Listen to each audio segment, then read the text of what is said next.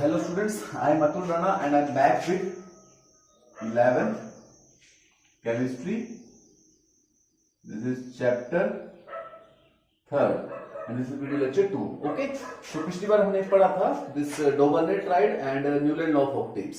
Okay, now we will study a major this step in the classification of elements, that is Mendeleev periodic table. That is Mendeleev periodic table. Mendeleev periodic table, ठीक है. Mendeleev के periodic table में पढ़ेंगे. तो आज तो modern periodic table है. You all know about the modern periodic table. You have studied in class 10 that in the modern periodic table there are 7 groups. तो sorry, 7 periods. Horizontal rows को period बोलते हैं ना. जो horizontal that is period. There are 7 periods and 18 groups. Okay, but at the time of Mendeleev, lesser number of elements were discovered. Okay, I think 56 elements were discovered at that time, or around 70 elements were discovered. Not much elements were discovered. So Mendeleev ने भी एक periodic table दिया था. जो table बनाने की शुरुआत थी ना कि आजकल मॉडर्न टेबल तुम पढ़ते हो, मॉडर्न periodic टेबल बनाने की जो बात है, that was started by Mendeleev. ठीक है. तो Mendeleev ने क्या बोला कि when we arrange elements in the increasing order of their atomic weights, अब atomic mass बोलते तुम उस टाइम में atomic weight बोलते थे. When we arrange elements in the increasing order of their atomic weights, then they repeat their properties. When we arrange elements in the increasing order of their atomic weights, then they repeat their properties. Or in other words, you can say the periodicity in the properties of elements is due to their atomic weights. और periodicity is a function of atomic weight. Periodicity आती क्यों है? क्योंकि atomic weight की वजह से. So this was the principle of Mendeleev's periodic table, that when we arrange elements in the increasing order of their atomic weights, they will repeat their properties or they will show the periodicity का properties. तो इसने देखो जो table बनाया था उसमें इसने क्या किया था, मैं थोड़ा सा हिंट देता हूं. इसने अपने जो ओरिजिनल टेबल था उसमें इसने ग्रुप्स बनाए थे. इसने 8 ग्रुप्स, 8 ग्रुप्स बनाए थे. ठीक है, इसने 8 ग्रुप्स बनाए थे और पीरियड इसने बनाए थे 6 पीरियड बनाए थे जो ओरिजिनल इसने दिया था, जो उसने इसकी जर्नल में पब्लिश होता उसने इतने दिए थे. ठीक है. अब हर एक ग्रुप के आगे उसने क्या किया था, ग्रुप को उसने 2 हिस्सों में बांट दिया था, सब ग्रुप ए एंड सब ग्रुप बी. ठीक है, मतलब हर एक ग्रुप में क्या था, 2, जैसे एक आजकल तुम देखते हो एक बॉक्स में कितना एलिमेंट होता है, एक ही होता है, कार्बन नाइट्रोजन. ठीक है, पर इसके एक वाले बॉक्स में 2 आते थे. इसके एक वाले बॉक्स में 2 आते थे. जैसे इसका फर्स्ट बॉक्स था उसमें एक तरफ आता था हाइड्रोजन सोडियम और एक तरफ आता था लिथियम. तो उसके एक ही बॉक्स में 3 आ जाते थे. दिस वाज सब group A and this is सब ग्रुप बी. तो एक ही ग्रुप में, ठीक है, आगे सब ग्रुप भी थे, सब ग्रुप्स भी थे, सब ग्रुप ए सब ग्रुप बी. तो इसने ऐसे करके दिया होता, इट है सब ग्रुप ए एंड सब ग्रुप बी. तो इसकी खासियत है याद रखना, इट है सब ग्रुप ए एंड सब ग्रुप बी. ठीक है.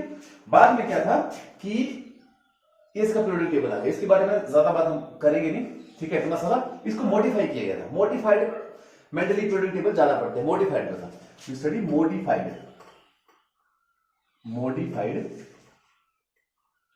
Mendeleev periodic table. ओके. बाद में क्या हुआ कि मॉडिफाइड मेंडलीव पीरियोडिक टेबल हम ज्यादा पढ़ते हैं. इसने क्या किया था, एक तो उसने नोबल गैसेस के लिए जगह छोड़ ली थी.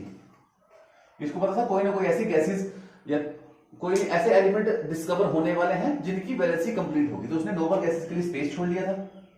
ठीक है. इसने कुछ एलिमेंट उस टाइम पे डिस्कवर नहीं थे, जैसे gallium atomic number 31 and germanium atomic number 32, that was not discovered that time. तो उसने अपने टेबल में उनके लिए ब्लैंक स्पेस छोड़ लिए थे. ब्लैंक स्पेस किसके लिए छोड़ लिए थे? For the elements yet to be discovered, for the elements yet to be discovered. तो इसके 2 पॉइंट थे, 2 मतलब अच्छे पॉइंट थे. इसने नोबल गैसेस के लिए जगह छोड़ ली थी. ठीक है, और इसने ब्लैंक स्पेस छोड़ लिया था उन एलिमेंट्स के लिए जो भी डिस्कवर नहीं थे, मतलब इसके मौत के बाद एकदम भी डिस्कवर हो सकते थे. तो उसने बोला था कि ऐसे एलिमेंट मिलेंगे, तो उसके लिए उसने उसके लिए स्पेस छोड़ लिया था. ओके. जैसे इसके बॉक्स में देखो 2 आइटम आते हैं. जैसे कार्बन के साथ इसने अपने बॉक्स में कार्बन के साथ सिलिकॉन डाला हुआ था. ठीक है. इसने अपने बॉक्स में नाइट्रोजन के साथ फास्फोरस डाला हुआ था. इसी तरीके से इसने बताया था कि एल्यूमिनियम के साथ भी कोई एलिमेंट आएगा, वो डिस्कवर नहीं था. या इसके बॉक्स के अनुसार सिलिकॉन के साथ भी सिलिकॉन के साथ भी एक एलिमेंट आएगा, वो डिस्कवर नहीं था. ठीक है। सिलिकॉन के साथ एक और एलिमेंट आना था, कार्बन तो है ही है, सिलिकॉन के साथ मैच करता हुआ एक सिलिकॉन के साथ एक और एलिमेंट आना था, वो अभी तक डिस्कवर नहीं था। तो उसकी प्रॉपर्टीज ने बोला था ये जो अनडिस्कवर्ड एलिमेंट था इसकी प्रॉपर्टी एल्यूमिनियम से मैच करनी थी, तो उसने इसका नाम रख दिया था एका एल्यूमिनियम, एका aluminium from the Sanskrit word means property similar to aluminium. तो यहां पे जो डिस्कवर हुआ था वो डिस्कवर हुआ था गैलियम, गैलियम एटॉमिक नंबर 31, और गैलियम की प्रॉपर्टी एल्यूमिनियम से मैच करती है, तो इसकी प्रेडिक्शन सही हुई थी।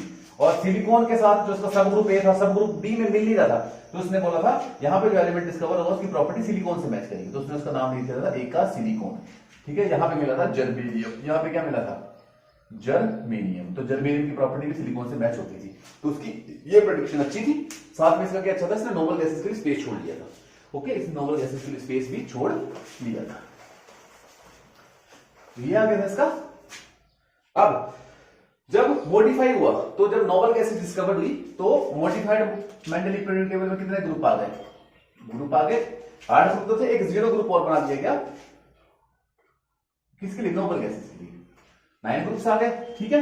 पीरियड भी क्या किया थोड़ा सा मॉडिफाई करके, पीरियड भी पहले कितने पीरियड थे, 6 पीरियड थे, 8 6 रख लो, फिर एक इंक्रीज हो गए, तो पीरियड इसने कर दिए 7 पीरियड कर दिए, ठीक है। और मॉडर्न मेंडली पीरियोडिक टेबल में उस टाइम पे लेंथेनॉइड और एक्टिनॉइड्स की बात भी शुरू हुई थी, तो नीचे जैसे अपने मॉडर्न पीरियोडिक टेबल में नीचे स्पेस है ना, उसमें लेंथेनॉइड और एक्टिनॉइड्स है, नीचे जाके स्पेस होता है, उसी तरीके से स्पेस दे दिया था एक्टिनॉइड्स और लेंथेनॉइड्स के लिए। So this was Mendeleev table and modified Mendeleev periodic table. सो हमें इसको याद करने की जरूरत नहीं है, इसके मेन पॉइंट्स याद करने होते हैं, ठीक है। इसको याद करने की जरूरत नहीं है, हमें जो असली टेबल याद करना that is modern periodic table. इसको हम फिर करना पड़ते हैं कि इसने स्टार्टिंग में 8 ग्रुप दिए थे, 6 पीरियड दिए थे, बाद में नोबल गैसेस डिस्कवर्ड होगी, तो मॉडिफाइड मेंडली पीरियोडिक टेबल में एक ग्रुप और बढ़ गया और एक पीरियड और बढ़ गया। इसके देखो मेन पॉइंट्स याद करने हैं, जिसके प्लस पॉइंट्स और इसके माइनस पॉइंट्स, ठीक है, 2 पॉइंट्स इसने याद करने हैं। तो इसने फर्स्ट क्या किया, फर्स्ट तो इसने अनडिस्कवर्ड एलिमेंट्स के लिए अनडिस्कवर्ड एलिमेंट्स के लिए स्पेस छोड़ लिया, वो उसका प्लस पॉइंट था। सेकंड उसने क्या किया, नोबल गैसेस के लिए स्पेस छोड़ लिया, नोबल गैसेस के लिए स्पेस छोड़ लिया। थर्ड इसने एक इंपॉर्टेंट चीज बोली that periodicity is a function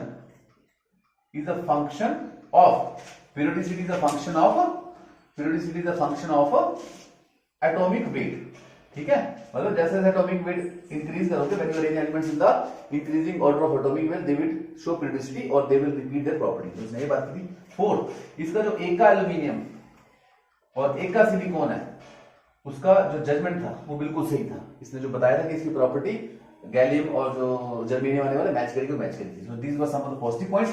first person to classify the elements in the form of table, table के बारे में पहली बार की एलिमेंट को टेबल के रूप में अरेंज इसने किया था। इससे पहले आपको पता वो न्यूलैंड और डोबर्ले ने टेबल नहीं दिया था, ओके।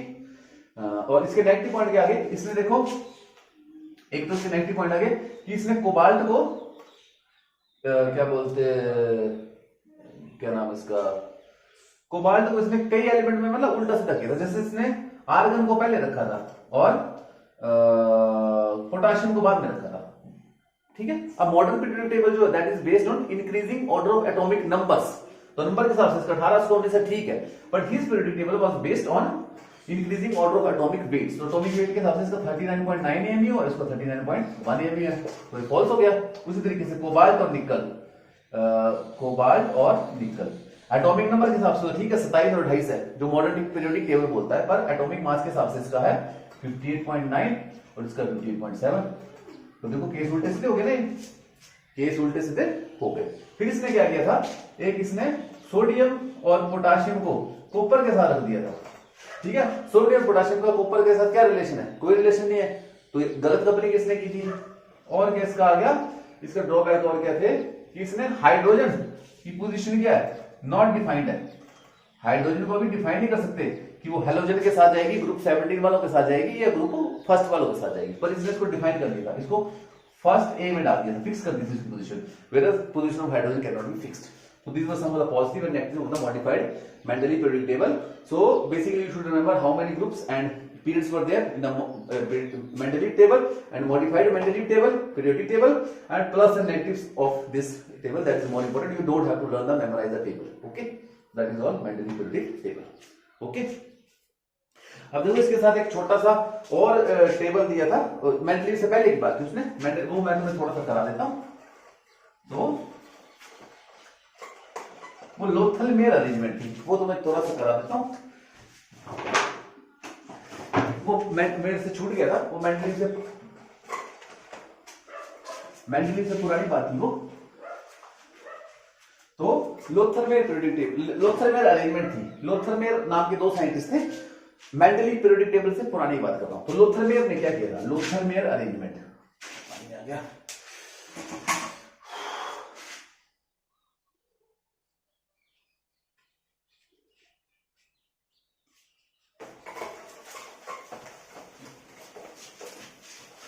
इससे पहले क्या था, लोथल-मेयर नाम के दो साइंटिस्ट थे, लोथल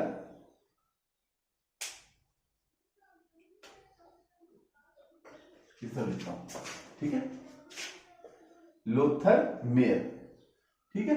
इन्होंने क्या किया था कि जैसे अब तो टेबल देखते हो कि when we arrange elements in the increasing order of atomic weights they have arrange in the table. इन्होंने ग्राफ में अरेंज कर दिया था, सेम चीज उन्होंने क्या किया, ग्राफ कर दिया था।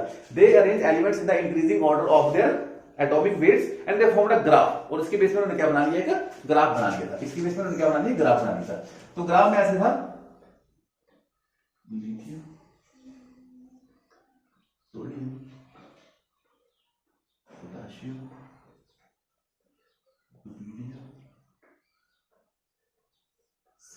ठीक है। देखो जो ग्रुप वन वाले हैं, lithium, sodium, potassium, rubidium, caesium, ये ग्राफ की पीक पर थे, ये ग्राफ की पीक पर थे। इनके नीचे, लिथियम के नीचे आता बेरिलियम, जो अल्कली मेटल्स है ना, lithium, sodium, potassium. You know about alkali metals, group one metals are known as alkali metals, you have studied in class 10।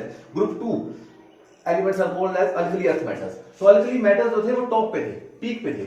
उसके नीचे लिथियम का बेरिलियम, सोडियम के बाद मैग्नीशियम, पोटेशियम के बाद कैल्शियम, रुबिडियम के बाद आई थिंक स्ट्रोंशियम, सीजियम के बाद बेरियम। तो उनके नीचे क्या थे, ग्रुप टू वाले थे, ठीक है। उनके नीचे ग्रुप थ्री होगा, उनके नीचे ग्रुप फोर होगा, उनके नीचे ग्रुप फाइव, ऐसे करके था। और सबसे लास्ट में यहां पे क्या होता था, यहां पे आता था वो ग्रुप 17 वाले नीचे फ्लोरीन नीचे, ठीक है। सबसे नीचे फ्लोरीन आएगा, यहाँ पे क्लोरीन आएगा, यहाँ पे क्या आएगा, ब्रोमीन आएगा, यहाँ पे आयोडीन आएगा, फ्लोरीन, क्लोरीन, ब्रोमीन, आयोडीन, ठीक है। और एस्टाटीन आता है फिर। तो ऐसे करके था कि जो ग्रुप वन वाले थे वो पीक पे थे, ठीक है। जो अल्कली मेटल्स थे वो पीक पे थे, अल्कली अर्थ मेटल्स उससे जस्ट नीचे थे, ठीक है। और ये हैलोजन्स सबसे नीचे थे, हैलोजन्स नीचे सिर्फ नोबल गैसेज होगी। तो उसने अरेंज किया एलिमेंट्स को इन the form of a graph which was not very convenient. This was known as Lothar-Meyer arrangement. ये Lothar-Meyer ग्राफ निकल से, Lothar-Meyer मतलब टू साइंटिस्ट। तो उसके बाद से मेंडलीव ने दे दिया था। तो मेंडलीव के पुराने वाला टेबल था, इसमें जस्ट नजर मार लो। ओके,